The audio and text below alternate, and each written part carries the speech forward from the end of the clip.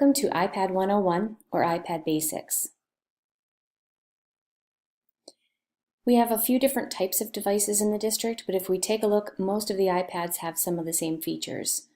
So if we look at the top, we'll see that if we look at B, it'll let us know if we're on the Wi-Fi or not. That's a pretty big deal because you can't do much if you're not on the Wi-Fi. Next to the word iPad, you'll see these little radar things. If they're not there, we're going to talk about how to fix that. C is your camera that faces you, and if you look down at G, that's the camera that faces away from you. If we take a look on the side of the iPad where it shows F, that's the volume up and down. The microphones are toward the bottom. General use and care of the iPad, it's happiest between 32 degrees and 95 degrees Fahrenheit and between 20 and 80% battery life. To clean them, don't use a cleanser, just use a lint-free cloth. I've had teachers ask, well, what about shared iPads that are absolutely disgusting? You can take a Clorox wipe and kind of wring all of the liquid out of it and wipe them and then dry them. That'll help a little bit. If you have battery issues with your device, one thing that I would suggest is not plugging it in all the time, and about once a month let it go dead. That trains the battery. During this session, we're going to take a look at all of the settings, and we're going to jump over to an iPad to do that. Some of the settings we're going to be talking about are airplane mode.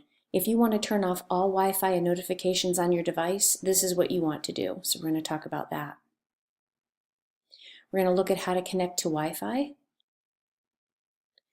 how to connect to Bluetooth, which is good if you're hooking to an external speaker or some other device, how to turn on or off different notifications, what the control center does. There are various swipes and gestures on your iPad that can bring up different menus, so we're going to be talking about that.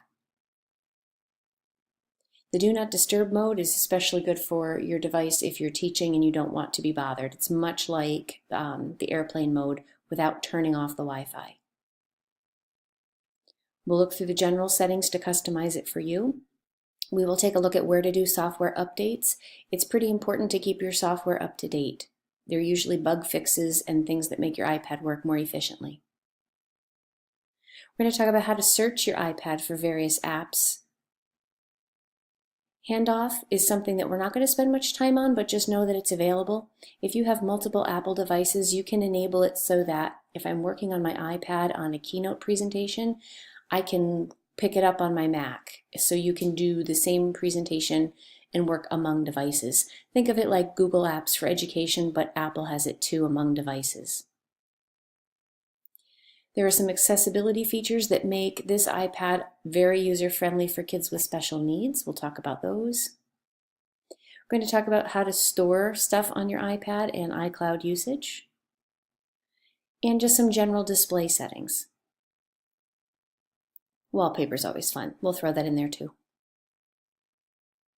Controlling the sounds on your iPad, how to get Siri to work for you, why it's important to use a passcode and what to do if a kid has set a passcode on a device and you need it cleared. We've already briefly discussed the battery life and some privacy settings. So in a few moments, we're going to jump over to the iPad to take a look. But the concept of iCloud is something that Apple has come up with. If you know about Google and Google Drive, iCloud is basically the same thing, but it's Apple's version. You can store your photos, your contacts, reminders, backups, all of the things you see on the screen can be stored right in the iCloud. iCloud can also be used to identify where your device is located. So if you've got a phone or an iPad, you can set up Find My iPad or Find My iPhone so that if it's missing, you can locate it. iCloud Drive is something that's come out within the last year and a half or so. Again, just a storage space for your Pages, Keynote, and Numbers documents. And Apple has now added a new Files app, which lets you connect directly to Google Drive from your iPad. To access iCloud on the web, you can go to any computer, iCloud.com, sign in with your Apple ID, and you will notice you can see your mail, contacts, calendars, iCloud Drive, and so on. if you look at your iCloud settings, iCloud storage is always this mysterious concept. With mine, for example, you'll see I have 200 gigabytes of space. It shows me how much is being used at this point. This was last year's example, so there's a little bit more now. It shows you any devices connected to your iCloud, and it will also tell you if you need to get more storage space. I primarily use iCloud for backups. A lot of my pictures I offload to other websites for storage just because it's easier for me to access them and it doesn't take up my storage space. iCloud also lets you have family sharing.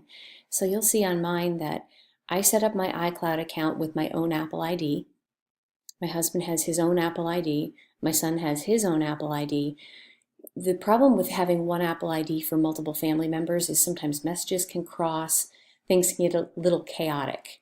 Your world isn't your world, it's shared with everyone else that you're connected to. So with family sharing, you can allow other people to connect to your credit card and make purchases, and you can share apps, but you don't have to share the same Apple ID. So we're going to jump over to the iPad briefly here and talk about some personalization. I'm going to have you read through the iPad guide that's on the website, or if you were in class, I handed you one, to go through these settings in detail. But on the iPad, if you click on the settings, which is the gear, it'll take you in, and this is where you're going to change and make sure you're on the right Wi-Fi network. So for example, if you have home Wi-Fi, you would select it and put in the password. At school, it should jump on the Wi-Fi automatically. Bluetooth is adding external devices like keyboards. Then we pop down to notifications. You can choose how you're notified. So if you go in there, you can decide what, for example, Google Classroom notifications will look like. Worth checking out and playing with. The control center is what you get when you swipe up from the bottom of your iPad. There are little shortcuts to some little helpful things. Like for example, this is the screen recorder that's not on there, but I put it there. The alarm could be there, all different kinds of things. Do not disturb makes it so that no notifications pop up.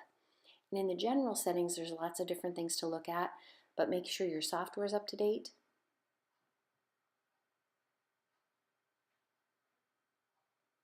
And the multitasking and dock features, the one at the bottom specifically makes the dock either have the recent apps or not. So that's worth looking at. I think that's about it for here. The display and brightness is nice because you can change the way this looks, and for some of us, increasing the text size is pretty handy. So take some time and go around and explore some of these settings. The auto lock is important if you're teaching and you don't want your iPad to shut off after 2 minutes of non-use. I set mine for 15 minutes. You can change the wallpaper around, pick pictures that you've taken or ones that are already preloaded. Change the sounds and the volume of your iPad.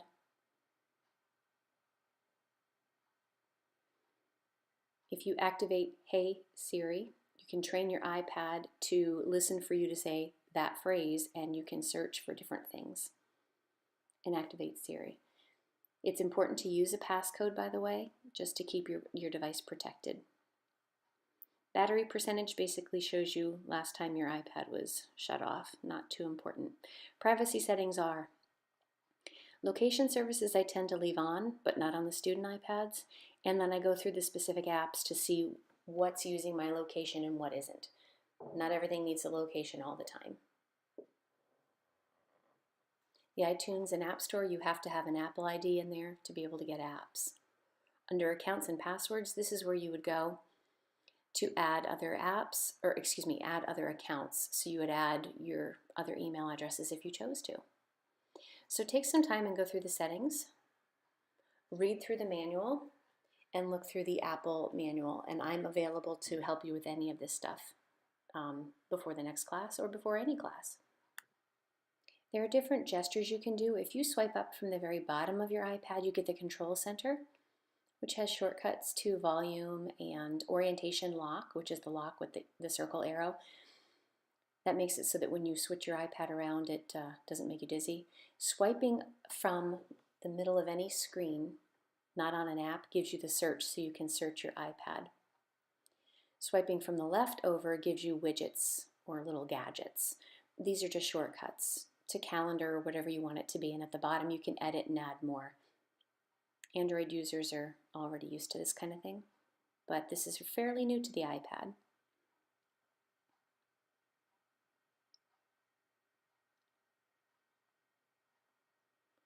You can swipe among pages. There are various different ways you can gesture, and like I said before, take 4 or 5 fingers when an app is open, put them on your screen and pinch. It'll bring you back to the home screen. The other thing we can do is multitask. So as long as you've got that turned on, I'm going to open up an app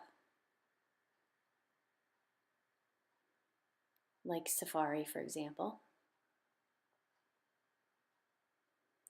And let's say at the same time I want that bookshelf app open.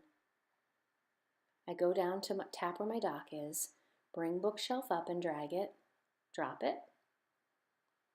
And now the two can run, that's running on top of the other app, but if I pull up further, I can run them side by side, and I can get between them and move them and decide how much screen real estate each one takes up. This takes a little practice, but there are more instructions in the guides.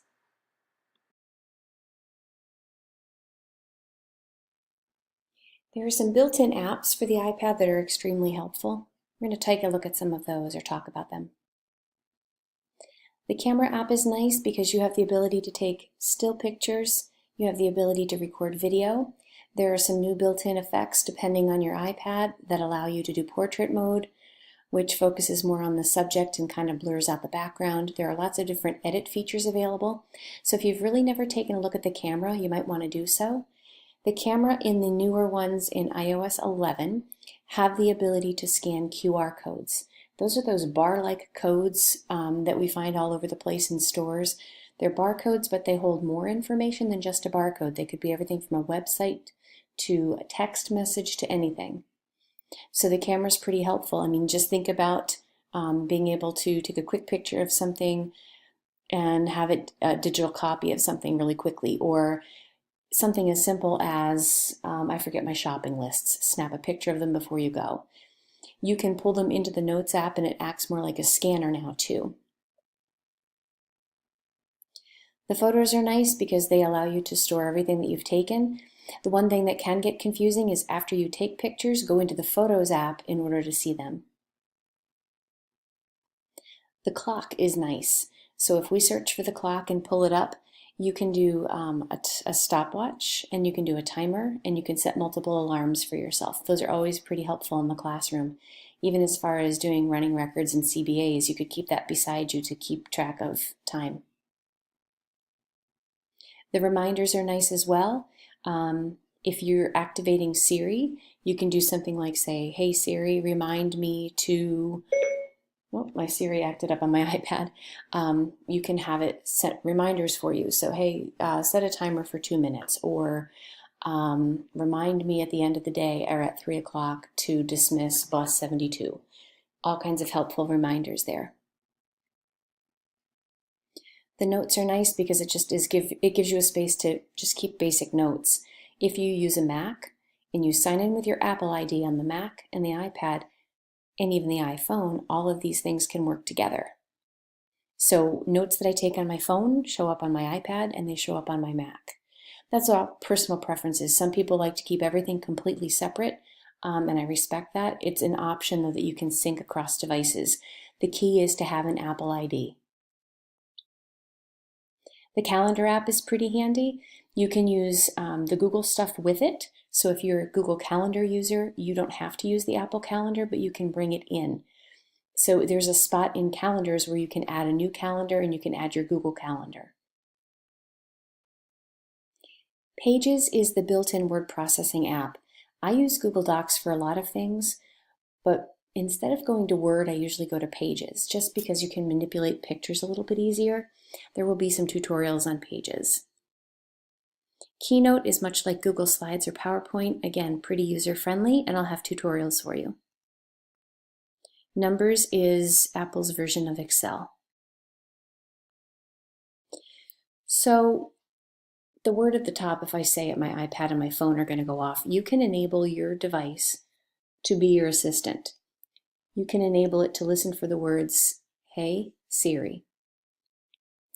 You actually have to go into your settings and speak it a few times so that your device gets trained. But it's kind of nice because if your hands are full or busy, you can say that phrase. And these are some of the things that Siri can do for you. Everything from search the web to open an app, to play a song, to set an alarm, set up a reminder, launch an app, find and read your emails. It's a pretty handy assistant.